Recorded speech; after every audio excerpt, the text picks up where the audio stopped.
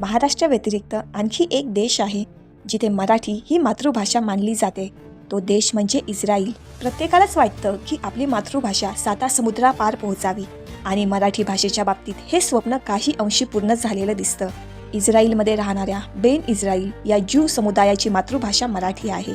सुमारे 2000 वर्षांपूर्वी रोमन साम्राज्य यांच्या छळाला कंटाळून काही ज्यू लोक समुद्रामार्गे भारतात आले आणि कोकण किनारपट्टीवर म्हणजे आजच्या आपल्या महाराष्ट्रात स्थायिक झाले. महाराष्ट्रात स्थायिक झाल्यानंतर त्यांनी येथील संस्कृती, भाषा, परंपरा आणि जीवनशैली आत्मसात केली. त्यांनी मराठी भाषा स्वीकारली आणि स्थानिक संस्कृतीशी एकरूप झाले. 1947 साली भारत स्वतंत्र झाला आणि 1948 साली इस्राईल राष्ट्राची स्थापना झाली.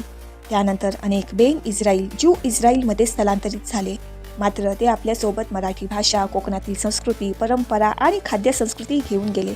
आजही इस्राईलमध्ये बेन इस्राईल समुदायातील अनेक जण मराठी भाषा बोलतात आणि मराठीशी जोडलेली आपली सांस्कृतिक परंपरा जपतात. त्यांच्या आडनावांमध्येही कोकणी प्रभाव दिसून येतो, जसं की डेव्हिड अष्टमकर, अब्राहम पेनकर, डॅनियल कोळेकर अशी नावं ऐकायला मिळतात, जी आपल्या कोकणी आडनावांशी साधर्म्य दर्शवतात. यावरून भाषा आणि संस्कृतीचा प्रसार कसा होतो आणि ती कशी जपली जाते हे स्पष्ट होतं. मराठी भाषेचा हा जागतिक प्रवास निश्चितच अभिमानास्पद आहे.